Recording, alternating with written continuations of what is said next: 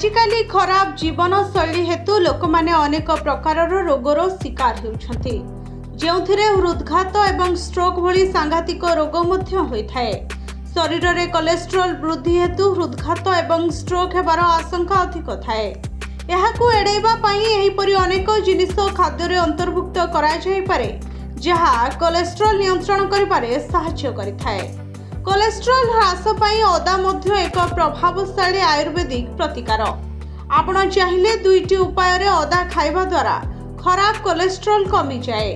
एहा मध्य ट्राइग्लिसराइड ह्रास करे। कोलेस्ट्रोल कमाया पई अदा को किपरि व्यवहार करिवे जानि रखंतु। अदा रे जिंजरोल नामक एक उत्पादन थाए जहा खराब कोलेस्ट्रोल को ह्रास करिथाए। अदा रे हाई पोलिपेडिमिक एजेंट थाए जहा कोलेस्ट्रोल ह्रास करी लिपिड प्रोफाइल को उन्नत करिथाए। अदा खाइबा शरीर रे भल कोलेस्ट्रोल स्तर को बढ़ाई थाए। अदा खाउथबा लोकंको ठारे कम ट्राइग्लिसराइड एवं एलडीएल कोलेस्ट्रोल स्तर थाए। अदा पानी खराब कोलेस्ट्रोल ह्रास करिबारे सहायता मध्य करिपारे।